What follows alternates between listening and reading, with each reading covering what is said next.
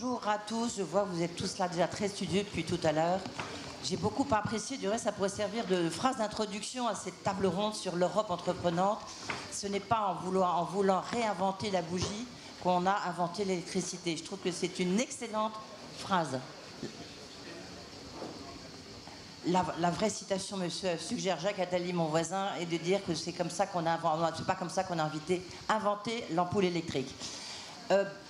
L'Europe entreprenante, c'est un mot, j'ai envie de dire, il fallait tout l'optimisme du cercle des économistes pour parler d'Europe entreprenante. En général, c'est plutôt, pardon Didier Reynders, vous aurez le droit de répondre, en général, c'est plutôt bureaucratique, technocratique, inefficace. Mais là, on voit qu'il y a eu des revirements très importants, notamment budgétaires, notamment sur la santé et sur l'industrie. Et on va se focaliser aujourd'hui, vu le panel et les participants que nous avons pour cette table ronde, plutôt sur l'aspect industriel, mais avec Didier Reynders, le commissaire européen, plutôt en charge des consommateurs, de vous. Il nous rectifiera un petit peu le tir. Je vous propose d'abord de vous présenter le panel. Je vais commencer par Agnès Benassi-Kéré, qui est une des plus brillantes économistes, forcément, qui est membre associé du Cercle des économistes, qui travaille à la direction du Trésor. Et c'est elle qui est la coordinatrice de cette table ronde. Donc, bonjour Agnès, c'est toi qui vas ouvrir cette table ronde. On va commencer peut-être par Guillaume Faury. Guillaume Faury, président d'Airbus, qui est l'entreprise européenne par excellence. Mais en même temps, on va voir que tout est en train de se réinventer. Il nous dira s'il en a les moyens et si l'Europe lui donne justement les moyens. À ses côtés, je veux dire, c'est presque le couple infernal, si vous me permettez. Carole Delga, qui est présidente de la région Occitanie. Évidemment, l'aéronautique, c'est la première économie de la région. Vous disiez à l'instant, lorsqu'on préparait cette session, c'est 100 000 salariés, dont 27 000 juste à Toulouse, salariés d'Airbus. À vos côtés, Didier Reynders, je l'ai déjà mentionné, commissaire européen, en charge plutôt de la justice, mais surtout c'est un des piliers depuis toujours de l'Europe, un Européen convaincu.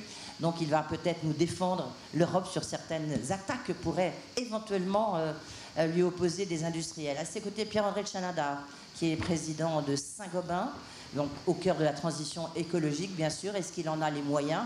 La réponse à suivre. Et puis à ses côtés, Jean-Pierre Clamadieu, lui, évidemment, lui, il est au cœur de toutes ces transitions, puisqu'il est le président d'Engie. Et puis Jacques Attali, faut-il le présenter, président de la fondation Positive Food Planet, écrivain, essayiste, et qui nous fera la conclusion, qui essaiera de nous projeter un petit peu sur l'avenir. Je propose tout de suite qu'on commence. Agnès Benassi-Kéré.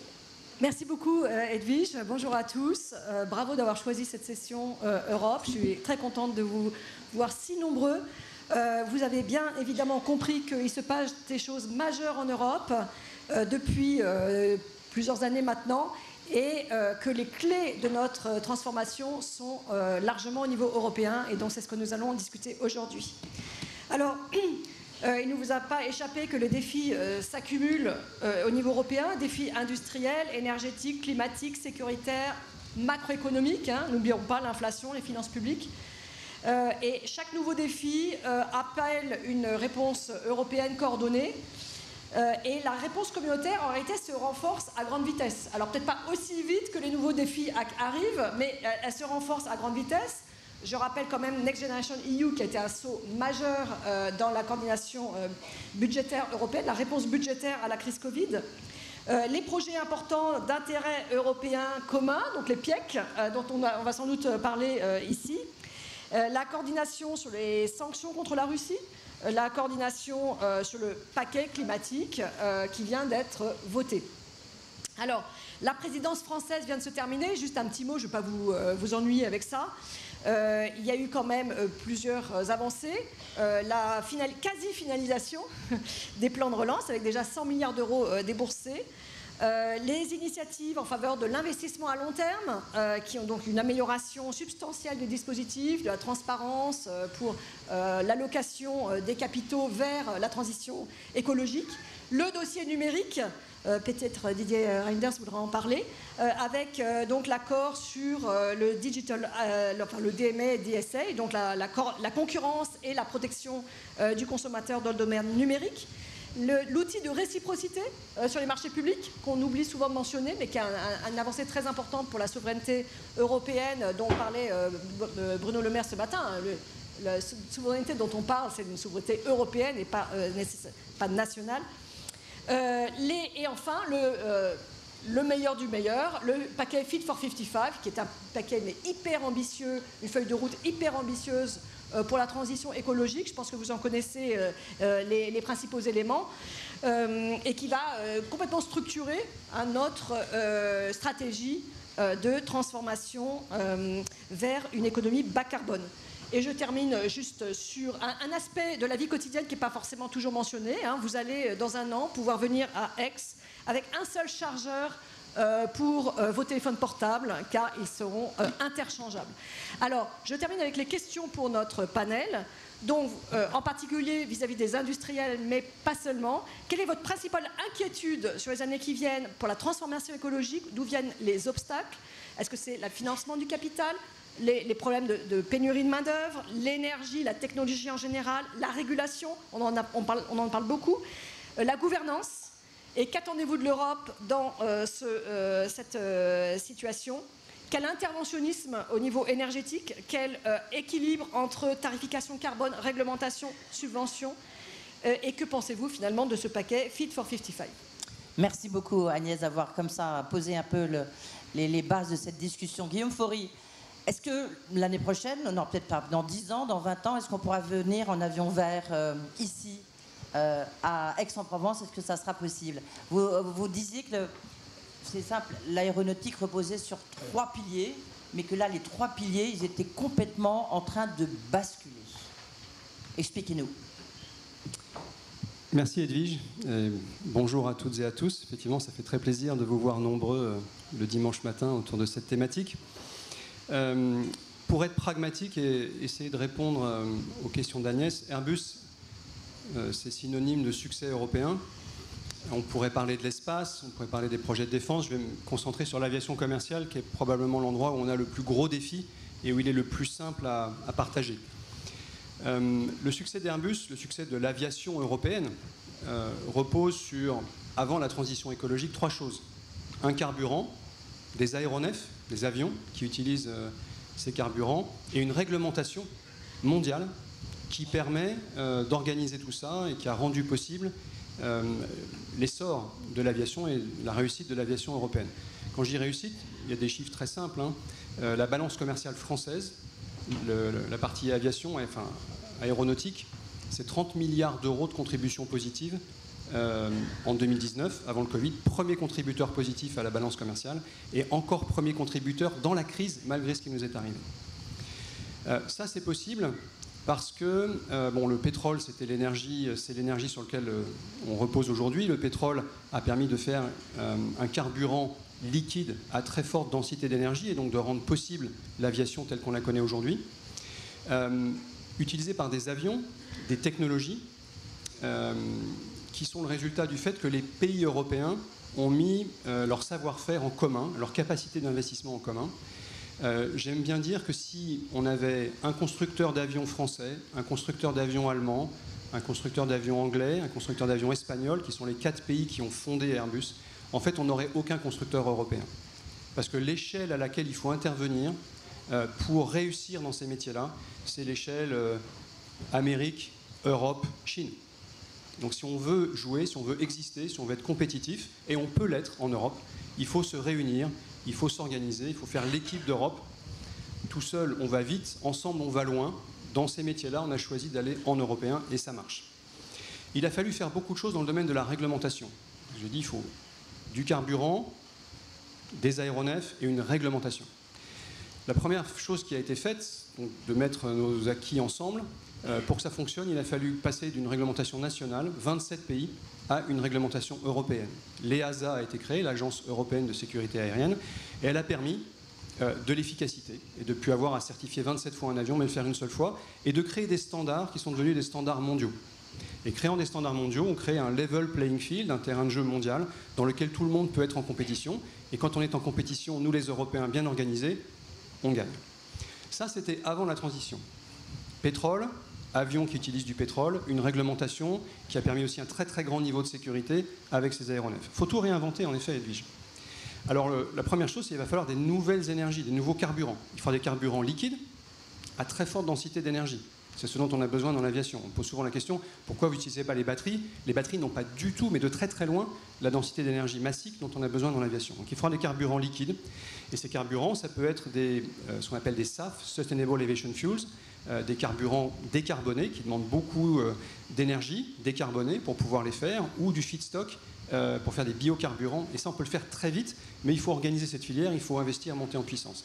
Deuxièmement, il faudra des avions décarbonés, et donc il faut encore être capable d'intervenir au niveau européen, ensemble, mais avec des investissements dans les technologies qui sont très importants, et on a besoin de faire ça nous-mêmes, l'industrie, mais aussi d'être accompagné. Et de ce point de vue-là, l'Europe répond présent. Sur les investissements technologiques, l'Europe a décidé de faire la transition, non pas par la décroissance, mais par la technologie. Et je suis convaincu que c'est la bonne chose à faire. Et donc on est accompagné sur les technologies. Là, je suis optimiste. Et je conclus sur la réglementation, et là, c'est beaucoup plus compliqué. Vous avez parlé de Fit for 55, il y a beaucoup de choses positives, il y a des intentions très positives. L'Europe se met en leadership pour écrire cette réglementation. Le point difficile, c'est que ce n'est pas seulement une réglementation qui doit être bonne pour l'Europe, elle doit être bonne pour le monde. Parce que si on réduit les émissions de carbone en Europe, mais que le résultat, c'est que le reste du monde émet plus de carbone, parce que cette réglementation fait fuir les investissements et les capacités d'innovation en Europe vers le reste du monde, cette réglementation n'est pas une réglementation mondiale, on n'y arrivera pas. Donc beaucoup de bonnes choses, mais encore du travail à faire, et ce travail toujours ensemble. On n'y arrivera qu'en européen. Il ne faut pas croire que le repli national va nous permettre d'y arriver, ça n'est pas vrai. Et évidemment, on reparlera de toutes ces questions, parce que le repli national, c'est peut-être effectivement la pire des choses, mais c'est peut-être une tentation, on peut le voir. Carole Delga, donc présidente de la région Occitanie, vous, ce qui est intéressant, c'est de voir comment justement, vous travaillez avec les entreprises, votre voisin de droite et vos voisins de gauche, comment vous travaillez avec l'État et comment vous travaillez au niveau européen. Bonjour à toutes et bonjour à tous. Pour relever ces défis, Guillaume l'a indiqué, c'est le partenariat. C'est absolument indispensable de savoir bien travailler en complémentarité les uns des autres et ne pas être dans les silos. Alors déjà, l'aspect institutionnel, c'est-à-dire qu'au niveau de l'État français, il y a une bonne coopération dynamique avec l'Europe et qu'ensuite, dans notre pays, on puisse avoir une mobilisation de l'ensemble des collectivités locales et sur les sujets économiques, sur les sujets de souveraineté, ce sont les régions qui ont le leadership. Et là, on doit avoir une évolution de la culture française parce que autant au niveau européen, l'Europe des régions, elle est pleinement reconnue, autant en France, en matière de décentralisation, on a des efforts à faire sur ce quinquennat. Nous avons, les régions, en effet, un pouvoir de complémentarité et aussi un pouvoir de levier pour pouvoir agir sur l'ensemble de la supply chain. Parce que Airbus, très objectivement, n'a pas besoin de la région. En revanche, Airbus apprécie que la région puisse aider la petite PME qui a besoin d'investir dans un marché de niche qui lui sera utile. La région peut être là aussi, pas juste sur des aides financières, mais pour aider à la transformation en ETI, parce que sur le secteur de l'aéronautique, on a ce sujet que nous devons fortement travailler. Et puis, nous devons être aussi toujours moteurs sur la recherche et l'innovation. Alors, je suis présidente de l'ensemble des régions de France, mais à mes collègues, je leur cite toujours que sur les 20 premières régions qui investissent en matière de R&D, il n'y en a qu'une en France, et c'est l'Occitanie. Et cela, c'est la condition de notre compétitivité de demain, donc ne jamais baisser les crédits sur la recherche et l'innovation, parce que cela permet d'avoir une plasticité sur des projets ou des dispositifs État ou européens qui sont pertinents, ne vont pas pouvoir répondre, et nous, on a cette capacité de réactivité, d'adaptabilité, les régions qui sont indispensables. Il y a aussi un sujet, c'est la question des infrastructures de transport. Nous devons avoir à l'échelle européenne, avoir un grand plan de développement des infrastructures de transport par rapport, bien sûr, à l'atteinte de la baisse des gaz à effet de serre sur les 6 prochaines années. Le transport collectif est absolument indispensable. Alors, bien entendu, moi, je défends l'avion vert. C'est pas juste parce que l'aéronautique, c'est mon industrie qui crée de l'emploi. C'est parce que, tout d'abord, la question de l'avion vert, c'est pas de l'avion, ce n'est pas une question d'écologie. C'est une question de conception de la société. Soit on veut une société qui relie les peuples et on a besoin de l'avion, et bien entendu que l'avion doit être décarboné, soit on accepte une société du repli sur soi. Et je dis ça avec une certaine gravité où je vois les populismes monter de plus en plus fortement dans le monde et en Europe, et où on a vu quand même une modification au niveau de l'Assemblée nationale en France qui est significative. Nous devons donc développer la question de l'avion vert, et c'est 100 millions d'euros par exemple qui a été présenté par la région Occitanie, sur des questions de formation, parce que pour que nos entreprises soient compétitives, il faut qu'on ait aussi une souveraineté des savoirs. Et là, nous avons, j'ai été heureuse d'entendre la Première ministre le dire, nous avons un défi majeur en France pour adapter le système éducatif à ces nécessaires transitions, transition énergétique, transition aussi écologique. Et puis, nous avons vraiment la question des énergies renouvelables. Nous avons besoin d'une Europe qui a une stratégie en matière d'énergie renouvelable, qui doit avoir des hautes ambitions. Et ça veut dire que dans les États, et en particulier les États français, l'État français, c'est de savoir alléger les procédures.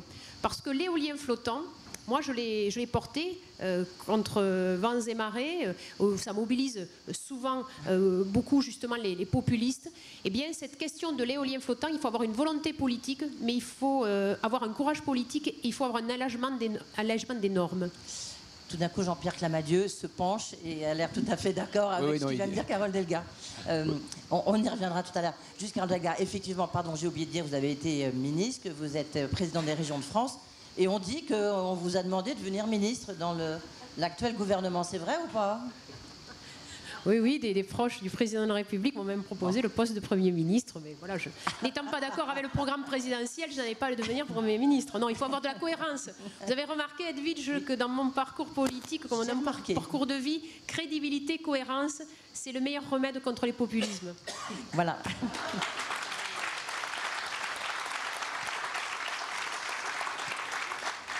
Didier Reynders, on vous a proposé la présidence de la Commission européenne. Plus sérieusement, vous voyez bien que la Commission européenne est au cœur de cette Europe entreprenante. Comment est-ce que vous voyez des choses, sachant que vous avez un positionnement, de par vos fonctions, comme je le disais tout à l'heure, qui est plutôt sur les consommateurs, tourné vers les consommateurs? Bonjour, tout d'abord, on ne m'a même pas proposé d'aider à trouver des compromis au sein de l'Assemblée nationale, parce que venant d'un pays où on en a certaines expertises, vous connaissez, vous avez une expertise. On pourrait éventuellement aider. Non, simplement, quand on parle d'Europe entreprenante, je dirais, au niveau de la Commission européenne, ce que nous avons dès le départ du mandat actuel mis en avant, c'est que pour être entreprenante, l'Europe va devoir être numérique et va devoir travailler à une économie durable, une économie soutenable. Ça veut dire que pour avoir une Europe numérique, on a mis en place un nouveau cadre réglementaire. Il faut effectivement un cadre réglementaire pour ouvrir le marché, permettre à des petites et moyennes entreprises, à des start-up d'avoir accès aux données, de ne pas être bloqués par les grands du numérique, par les big tech, par le GAFA, et permettre aussi de vous sécuriser dans l'utilisation du numérique.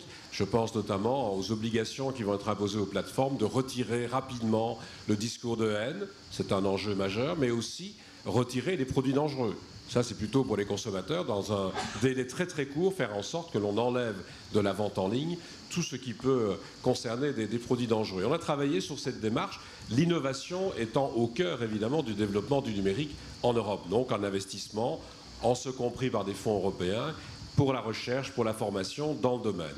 De la même manière, sur l'économie durable ou soutenable, on a travaillé effectivement avec un objectif d'une Europe décarbonée en 2050. Le Fit for 55, c'est une période de transition d'ici à 2030, avec une série de mesures mises en avant. Mais ce qui est vrai, c'est que ce que nous faisons en Europe doit avoir un impact à l'échelle internationale. Si on travaille sur l'économie soutenable, c'est aussi dans le cadre des accords de Paris, où nous avons eu beaucoup de partenaires sur la planète entière allant dans la même direction, même si les États-Unis ont fait un aller-retour. C'est important effectivement qu'on puisse travailler ensemble en la matière. Alors, on a lancé ça depuis le début de cette commission, mais nous avons été confrontés à deux crises majeures. Et je peux traduire d'ailleurs l'esprit d'entreprise dans ces crises majeures. La crise du Covid, tout d'abord. Vous avez vu qu'avec un investissement massif dans la recherche, on a pu développer des vaccins, et l'Europe est la première plateforme de production de vaccins au monde. Nous avons exporté autant de vaccins que nous en avons utilisé dans l'Union. On était les seuls au moment où, par exemple, les États-Unis fermaient leurs frontières, pas seulement sur les vaccins, mais sur les composants. Et puis, vous avez certainement utilisé au cours des derniers mois le certificat numérique Covid. C'est une invention européenne qui est utilisée non seulement dans l'Union, mais sur les 5 continents maintenant, par 40 pays qui nous ont rejoints. Et vous avez sur votre téléphone portable ce certificat qui sera probablement, malheureusement, encore utile à l'automne et en hiver, si on voit comment reprend l'épidémie déjà aujourd'hui. Et puis l'autre crise, c'est vraiment la crise en Ukraine. Alors on continue, je ne vais pas expliquer ce que nous faisons en termes de sanctions, de collecte des preuves sur les crimes de guerre ou de gestion finalement de toutes les sanctions à travers la saisie des avoirs d'un certain nombre d'oligarques. Mais vous avez vu aujourd'hui une explosion des budgets de défense à travers l'Europe. Des évolutions très fortes sur le secteur de la défense. La Finlande et la Suède qui rejoignent l'OTAN, le Danemark qui rejoint la politique européenne de défense, l'Allemagne qui décide de porter à 2% de son produit intérieur les dépenses de défense. Si on veut être efficace comme on l'a été dans l'aviation civile avec Airbus, on doit aussi intégrer beaucoup plus une politique industrielle de défense. Et donc on va y travailler, comme on fait ce travail dans le cadre de la politique de santé. On a développé des outils que nous n'avions pas en matière de santé. Le Covid nous a permis de mettre en place une dette commune européenne, ce que nous n'avions pas. 800 milliards d'euros de dette commune, les plans de relance, ce qui nous permet d'investir dans le digital. Et je terminerai en vous disant que ce que nous tentons de faire à travers ces différentes politiques, c'est aussi d'avoir une démarche d'entreprise en Europe qui soit respectueuse des valeurs. L'Union est fondée sur des valeurs. Alors on le fait à l'égard des États dans le cadre du contrôle de l'État de droit, mais nous le faisons aussi en essayant de mettre l'humain au centre des politiques que nous développons. Vous l'avez vu à travers le règlement général sur la protection des données. Maintenant, sur les 5 continents, on voit des règles comparables se mettre en place, parce que c'est vrai que ce que nous faisons en Europe doit avoir un impact en dehors d'Europe. Et nous allons le faire. On a adopté le texte au mois de février au sein de la Commission à travers le devoir de vigilance des entreprises. Demander que dans leurs opérations, dans les opérations des filiales, dans toute la chaîne de valeur, on vérifie qu'il n'y ait pas d'impact négatif sur l'environnement, sur le climat, mais aussi sur les droits humains. Le travail forcé, le travail des enfants. C'est aussi une projection des valeurs et on le fera avec toutes les entreprises européennes, mais aussi toutes les entreprises extérieures à l'Union travaillant au sein de l'Union sur le marché intérieur. Donc, vous voyez, il y a un certain nombre de choses à faire. Le mot-clé étant le mot d'innovation, c'est clair. Et je voudrais dire, même si c'est un débat difficile dans beaucoup de pays européens, que l'innovation, la formation va aussi aller de pair avec la réforme du marché du travail et la nécessité de trouver de nouvelles personnes pour avoir accès au marché du travail. Parce que le baby-boom se transforme en pépi-boom et nous aurons probablement besoin de migration économique. Mais je crois qu'on en reparlera peut-être lors d'un prochain forum quand l'Assemblée nationale se sera stabilisée. Dans quelques années. Pierre-André Tchinada, le Pépi Boom, laissez-nous encore un tout petit peu de temps, Didier Renders quand même. Pierre-André Tchinada, président de Saint-Gobain, vous êtes l'entreprise qui est vraiment au cœur de cette transformation écologique. En même temps, on voit bien parfois la difficulté de faire évoluer les réglementations, de faire évoluer peut-être l'Europe là-dessus. Quel est votre positionnement, vous, sur cette Europe entreprenante? Qu'est-ce que vous lui demandez? Alors d'abord, deux constats pour commencer, pour répondre aux questions d'Agnès. D'abord, un constat microéconomique, c'est que les entreprises sur la transformation écologique, c'est parti. Je pense qu'on l'a vu beaucoup dans ces 2 jours. Par rapport à il y a quelques années, c'est très important. Les entreprises sont parties et c'est concret. Elles ont des solutions. Alors ça, à Saint-Gobain, on est beaucoup dans les solutions, mais pour apporter des solutions de décarbonation, mais elles sont aussi en train de décarboner leur process. Et en revoyant aussi leur politique d'achat pour avoir moins de transport, plus de circularité, plus de proximité. Les entreprises sont parties dans ce domaine. Premier point micro. Deuxième point macro, c'est que tout ça, ça va demander beaucoup d'investissement, ça va coûter cher. Et surtout, on va avoir besoin de beaucoup d'énergie décarbonée. Alors, un peu de biogaz, mais je pense le gros sujet, ça va être on va avoir besoin de beaucoup d'électricité décarbonée. beaucoup plus que ce que disent les plans français ou les plans européens. Je pense qu'on se trompe là-dessus, donc ça va être un gros problème dans les prochaines années. Ça veut dire qu'il faut toutes les sources d'énergie, bien sûr. Et on va avoir besoin que cette énergie décarbonée, elle soit pas chère. Quand je dis pas chère, en tout cas qu'elle soit beaucoup moins chère que l'énergie carbonée. Parce que si on veut faire des investissements, il faut des paybacks. Et donc il faut que ça vaille le coup de passer à l'électricité décarbonée. Je prends les process industriels, ça va beaucoup être ça. Voilà le constat macro, et ça c'est plus difficile. Alors par rapport à ça, qu'est-ce que peut faire l'Europe? Mais moi je pense que l'Europe, on a beaucoup besoin d'Europe, et l'Europe doit faire plus. Et aujourd'hui on a un problème. Alors il y a beaucoup de choses qui ont été faites, je pense que Jean-Pierre va y revenir, je ne vais pas parler de Fit for 55, mais il y a beaucoup de choses qui ont été faites, mais elles ont été faites avec, à mon avis, un angle qui n'est pas suffisant, c'est qu'en gros, l'énergie, ce n'est pas une compétence européenne, historiquement. Il n'y a pas de politique énergétique en Europe. Et donc, ce n'est pas la faute de la Commission, c'est plutôt les États. Et donc, la Commission, elle s'est attaquée à ce sujet de l'énergie, et en particulier de l'électricité, à travers deux choses depuis 30 ans, la politique de la concurrence et la politique de l'environnement. Et dans le domaine de la politique de la concurrence, avec des présupposés très libéraux d'il y a 30 ans, qui en plus, compte tenu de l'évolution du mix électrique et de ce qu'est l'électricité, ne fonctionnent pas bien aujourd'hui. Alors, on a des dysfonctionnements absolument majeurs à très court terme. Le prix de l'électricité, de gros, dans les 3 mois qui viennent, qui est d'ailleurs, on devrait avoir des sujets sur le gaz. On a un sujet bien pire sur l'électricité, ce qui est quand même, par rapport à ce que je disais, un vrai paradoxe. Donc on a des problèmes de court terme, mais je crois que c'est l'occasion de redéfinir la tarification de l'électricité, redéfinir les fondements du marché électrique à partir d'une approche de politique énergétique qui inclut la sécurité d'approvisionnement, donc de revoir l'approche des interconnexions, les signaux qui sont envoyés par Bruxelles à partir de la politique de la concurrence ne sont pas des signaux qui favorisent, de mon point de vue, l'investissement qu'il faut faire sur le long terme, parce que c'est des signaux qui sont très basés sur le marché. Et on a besoin, je crois, de beaucoup plus de planification. Le président de la République parle de planification écologique France. Je pense qu'on a besoin d'un échelon européen, comme aux États-Unis, il y a les États et puis il y a le fédéral. Les interconnexions, c'est majeur. Le renouvelable, ça pose des problèmes très différents de ce qu'on avait avec l'électricité centralisée. Et donc voilà, il faut que, et peut-être comme le disait le ministre de l'Énergie polonais hier, il disait c'est avec la contrainte qu'on avance. Peut-être vous l'avez dit, monsieur le commissaire, que on a trouvé des vaccins alors qu'il n'y avait pas de politique de santé. On va faire une politique de défense. J'espère que la crise énergétique va nous permettre d'avoir une vraie politique énergétique industrielle.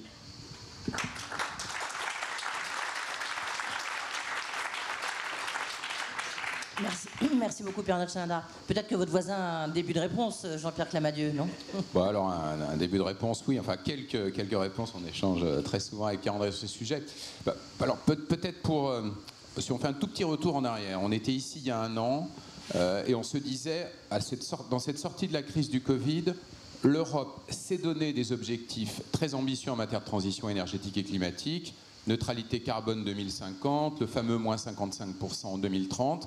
Et puis, elle venait de mettre sur la table du Conseil un ensemble de réglementations très complexes, le Fit for 55, mais qui crée un cadre très cohérent, ambitieux, raisonnablement efficace pour atteindre ces objectifs. Alors, je pense que tous les industriels dans cette salle ou sur cette estrade pourraient dire oui, mais ici ou là, il y a des choses qui ne vont pas complètement bien. Guillaume, d'ailleurs, a commencé à le faire sur certains aspects très pertinents.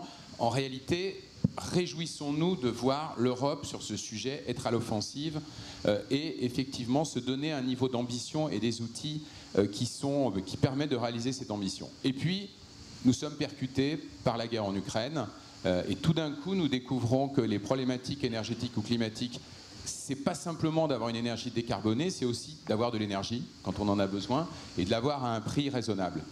Et la réponse européenne, à mon sens, plutôt satisfaisante. D'abord parce que c'est une réponse collective pour une bonne part d'entre elles. L'Europe est venue avec un nouveau projet. Elle aime bien ces mots un peu catchy. Donc là, c'est Repower Europe. Donc un ensemble de propositions qui visent à faire 2 choses. 1, faire face à la crise du moment. Et oui, on est face à une crise.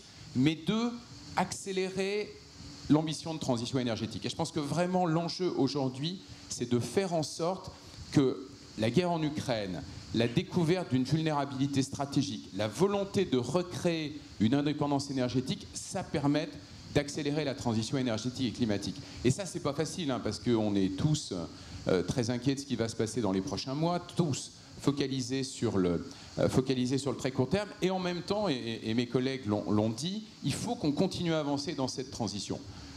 Concrètement, premier constat, le système européen, il marche. Il marche, c'est-à-dire que dans un contexte dans lequel, effectivement, on voit des risques sur l'approvisionnement en gaz, on a un certain nombre de difficultés, en particulier en France, sur l'approvisionnement électrique, les marchés fonctionnent, le système européen fonctionne, même si nous avons une faiblesse majeure, Pierre-André l'a dit, c'est que nous n'avons pas de politique européenne touchant au mix énergétique.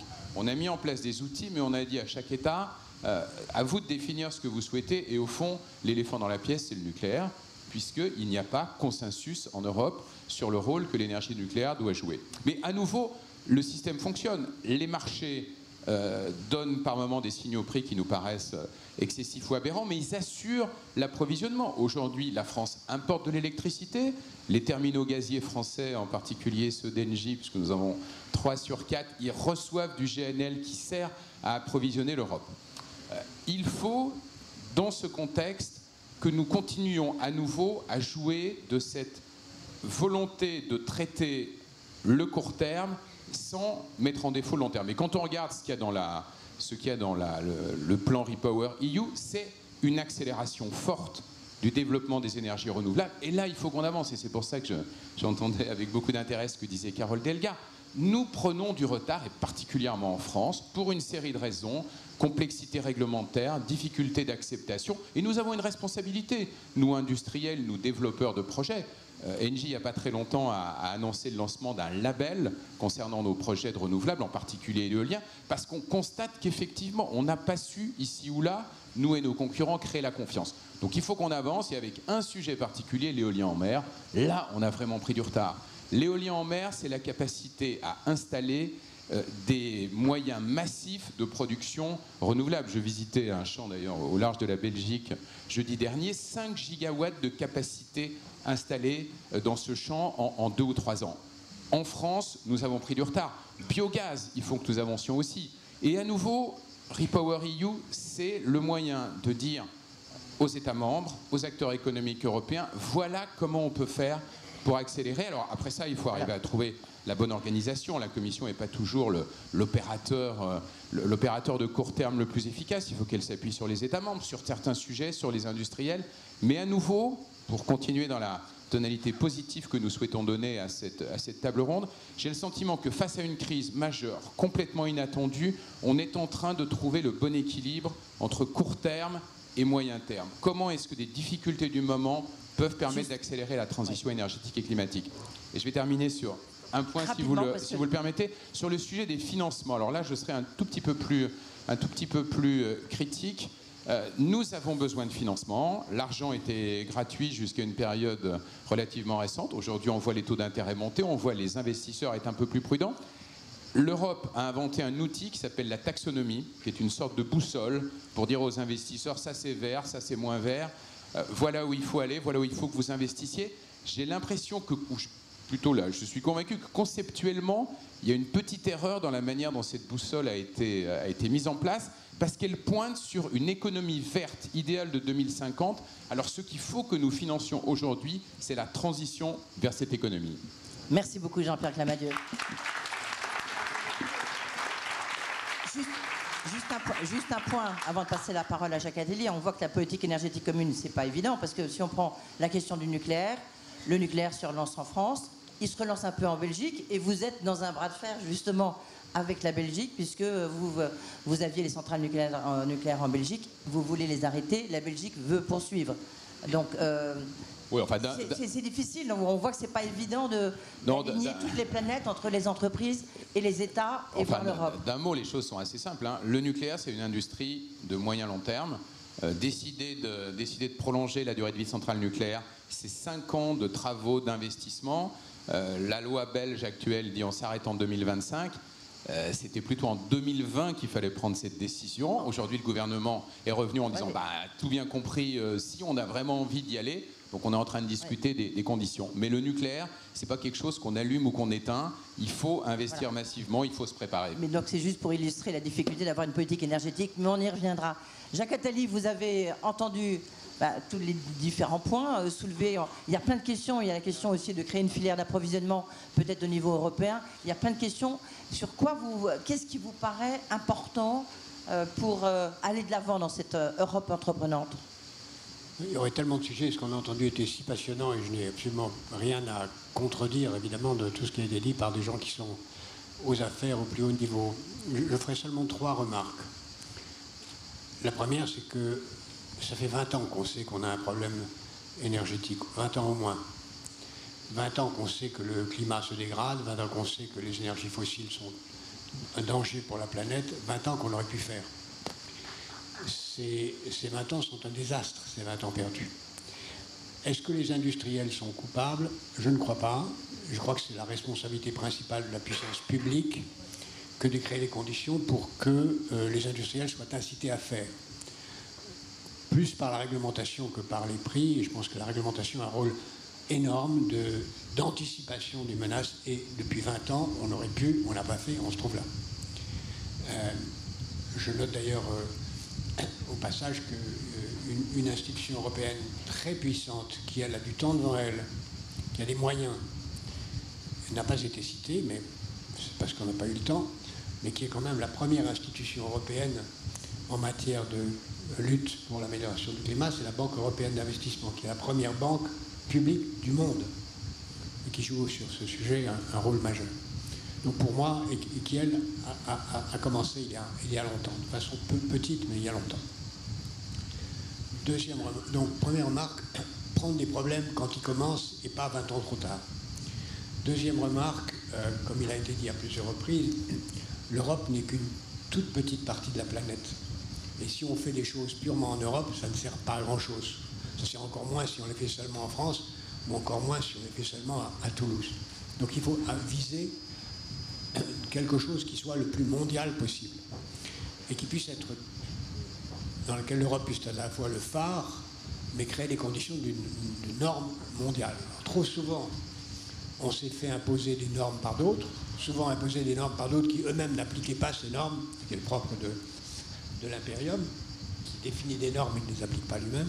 Mais je crois que la clé aujourd'hui, sur la question dont on parle ici, c'est comment l'Europe peut devenir un leader dans la mise en œuvre de normes mondiales.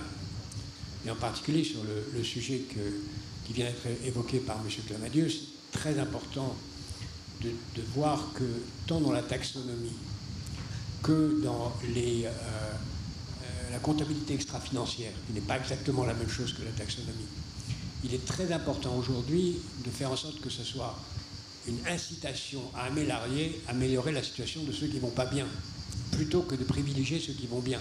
Or, il y a un très grand risque aujourd'hui que l'ensemble de ces, si je veux faire un discours un peu simplifié, que ces normes étant mises en place par les riches ne servent que les riches.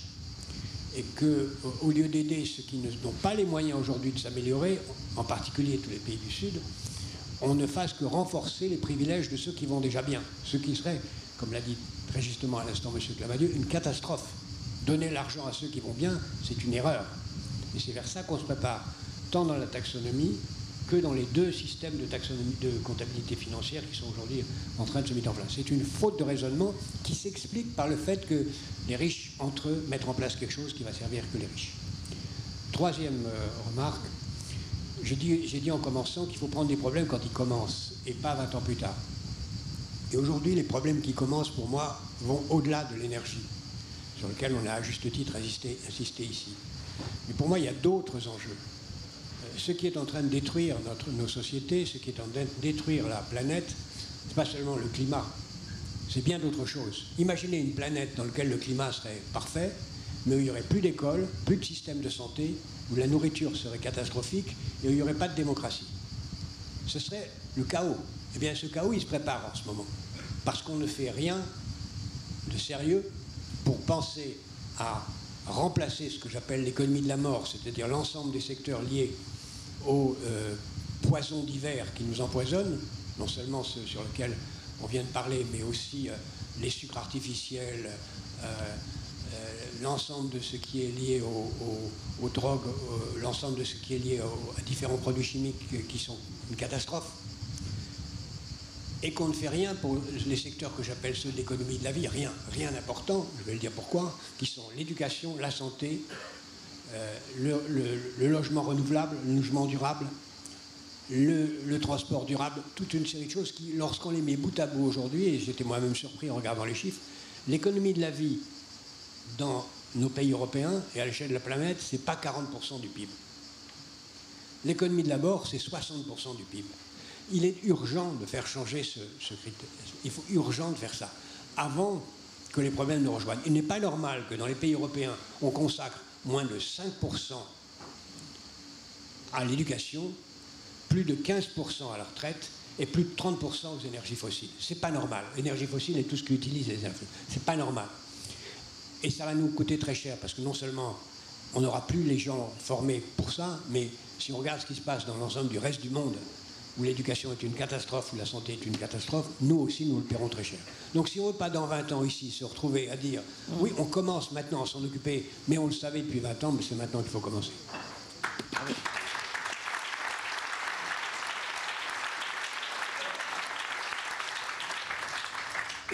Une réaction, il y a beaucoup de questions, mais une réaction par rapport à ce que vient de dire Jacques Attali, je ne sais pas, un des grands industriels ici présents. Allez-y. Bon, on peut être que d'accord avec ça. Oui, non, mais enfin, bon. Guillaume Faury. Je pense qu'un des sujets qui nous préoccupe, nous les industriels et aussi les individus qui travaillent dans ces entreprises, c'est vraiment celui de l'éducation. Parce que peut-être la plus grande injustice aujourd'hui et la plus grande fragilité de nos sociétés, c'est que les gens qui ont accès à l'éducation, les savoir-faire et les savoir-être trouvent leur chemin dans la vie et réussissent et sont en maîtrise de leur vie et après font leur choix. Ceux qui n'ont pas l'accès au savoir-être et au savoir-faire très tôt, dans une société qui est de plus en plus compliquée, ont du mal à trouver leur chemin. Et c'est vrai que c'est un risque peut-être encore plus fort que le risque climatique, ou en tout cas on a besoin de régler ce risque pour pouvoir régler le risque climatique, parce qu'il faudra beaucoup de prospérité et de stabilité pour les investissements qu'on a à faire, à la vitesse où on a à le faire pour la transition écologique. Et donc c'est effectivement quelque chose qui nous préoccupe, et on se pose la question du rôle des entreprises par rapport à cette... Bien sûr, c'est pour ça que je vous interpellais. Un mot, Jean-Pierre Clamadieu, et alors après on va poursuivre le débat. J'allais réagir sur un autre point. L'Europe, c'est 9% des émissions de gaz à effet de serre. Donc effectivement, c'est bien qu'on se concentre sur ce sujet, mais il faut, et dans chacune de nos politiques, chercher à amener les autres régions du monde, alors à la fois les pays développés sur des sujets plutôt liés à l'industrie, mais aussi les pays les plus pauvres, pour qu'on puisse réussir cette transition. L'Europe toute seule, ben oui, on n'aura pas réglé le problème, même si on arrive à le régler dans nos frontières. Guillaume Faury, j'avais une question tout à l'heure sur votre intervention. Est-ce qu'il faut, au niveau européen, comme on l'a fait pour la santé, est-ce qu'il faut une filière d'approvisionnement des matériaux rares, qu'il y a une politique européenne? Parce que dans une interview vous avez dit, moi en ce moment je fabrique des planeurs parce que j'ai pas de moteur, parce qu'il n'y a pas de matériaux pour fabriquer ces moteurs. C'était sans doute un peu caricatural ou un peu forcé, mais est-ce que c'est ça que vous attendez de l'Europe? On attend de l'Europe d'avoir une politique de sécurisation à court, moyen et long terme, et c'est beaucoup plus difficile à long terme, des matériaux dont on va avoir besoin. Et c'est vrai que comparé aux États-Unis ou à la Chine, qui sont les grands compétiteurs stratégiques, on a beaucoup moins en Europe de sécurité d'approvisionnement. Alors ça entraîne à mon avis deux conséquences importantes. La première, c'est qu'il faut faire beaucoup plus d'économie circulaire et de recyclage, et on a un potentiel énorme dans ce domaine-là. Ça va consommer beaucoup d'énergie, c'est une des raisons pour lesquelles il faudra beaucoup plus d'énergie que ce qu'on croit, et je suis totalement d'accord avec ce qui a été dit par mes collègues et Jean-Pierre Clamadieu en particulier. La deuxième, c'est qu'il faut nouer des grandes alliances au niveau mondial avec d'autres régions du monde qui, elles, ont beaucoup de ressources naturelles, mais peut-être moins de prospérité au sens des économies industrialisées, nouer des grandes alliances pour sécuriser nos approvisionnements sur le long terme. Moi, j'allais simplement ajouter que l'Europe, le projet européen, il s'est construit sur l'idée du commerce. Commerce, facteur de liberté, facteur de créativité, et d'ailleurs probablement facteur de projection du modèle européen. Aujourd'hui, on en voit les limites dans un monde qui est en train de se qui est en train de se déglobaliser, même si j'aime pas trop ce mot, et je pense qu'il faut qu'on intègre cette dimension dans les politiques européennes, et effectivement, il faut qu'on retrouve une forme d'autonomie stratégique qui ne se fera pas simplement à l'intérieur de nos frontières. Il faut qu'on soit capable de passer des accords avec les uns ou les autres, mais très attentif à cette autonomie stratégique. Le commerce ne règle pas tout. Il y a une question, parce que vous avez tous dit ce que vous attendiez de l'Europe, ce qu'il faut faire, mais il y a quand même une question de financement. C'est une question chère à Agnès Benassi-Kéré. Comment fait-on dans ce momentum qui est en train de changer, avec hausse des taux d'intérêt, des dépenses qui ont été colossales pour assumer cette crise de la Covid, comment fait-on pour financer toutes ces transformations? Jacques Attali? D'abord, je pense qu'on fait une énorme erreur sur la politique anti-inflationniste en croyant que c'est un excès de demande alors que c'est une insuffisance de l'offre. La politique de la Banque centrale va servir, à mon avis, à rien. Donc, ce qu'il faut, c'est augmenter l'offre. C'est pourquoi je crois qu'il faut en effet, pour lancer et développer l'économie de la vie, se mettre en économie de guerre, et tout ce qu'on a fait au nom de offrir tous les moyens à la demande, il faut offrir tous les moyens à l'offre. Il faut sortir d'une politique de quoi qu'il en coûte de la demande à une politique de quoi qu'il en coûte de l'offre, et en particulier en Europe, et créer les conditions pour que ceci soit disponible. On en est loin, mais c'est vraiment un changement de paradigme qu'il faut mettre en place. Tout va se jouer sur la mobilisation, la capacité de mettre une envie de travailler des projets qui fassent que l'offre ait tous les moyens de réussir. Et de ce point de vue, si on le fait, le quoi qu'il en coûte de l'offre va pouvoir se faire dans la limite des ressources disponibles, à condition de réduire le quoi qu'il en coûte de la demande. Didier Reynders, Guillaume Faury, oui, d'abord sur le financement, je voudrais dire que ce qui a été fait avec les plans de relance, donc quand même une dette commune pour la première fois au niveau européen, 800 milliards d'euros, c'est d'abord tourné vers l'offre. Ce sont des investissements dans toute une série de domaines pour soutenir la numérisation de l'économie, mais aussi d'ailleurs des services publics, dans un certain nombre de domaines, que ce soit l'éducation, la justice ou des secteurs qui étaient fortement en retard en matière numérique. Et on continue à travailler essentiellement sur l'offre à travers ces plans. Et puis, pour revenir au débat énergétique de tout à l'heure, c'est vrai qu'il faut d'abord essayer de voir comment on peut produire le plus possible dans la période de transition. Et la taxonomie dont on a beaucoup parlé, je voudrais juste préciser qu'on a essayé d'intégrer la transition, le nucléaire et le gaz. C'est passé tout juste au Parlement européen. Oui, parce que l'idée est d'aller vraiment momentané. Uniquement, c'est momentané, mais en attendant, ça a pu se faire malgré une vision beaucoup plus idéaliste du Parlement européen. Et puis, dernier élément, toujours sur l'énergie, et de nouveau en matière d'offres. Dans les plans de relance, ce qui n'a pas été utilisé, c'est la partie des prêts. Puisque l'argent était tellement bon marché, personne n'a demandé des prêts. Donc on mobilise maintenant 300 milliards d'euros, ça n'est quand même pas rien, pour tous les investissements d'interconnexion en matière énergétique. C'est un enjeu majeur en Europe. On voit bien que des pays aujourd'hui n'arrivent pas à s'approvisionner.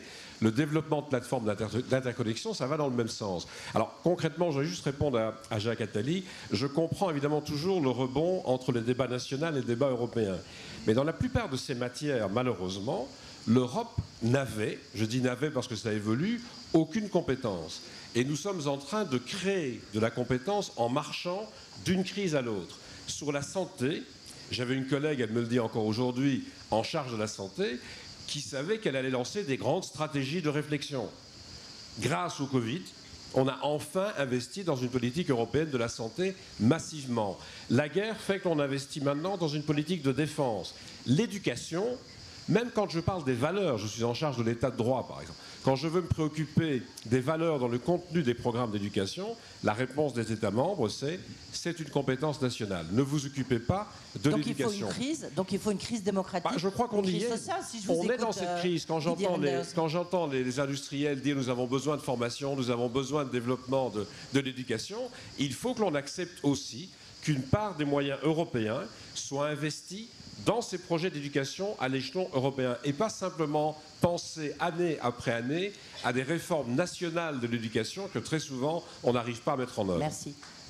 Carole Delga, Guillaume Faury, Pierre-André Chalendar. Je pense qu'on a assisté là en 2 ans à une Europe qui était fondée sur le marché, à une Europe qui devenait une puissance publique sur la stratégie sanitaire, stratégie de défense. Et là, nous devons élaborer une stratégie stratégie très forte sur la souveraineté industrielle, mais souveraineté énergétique.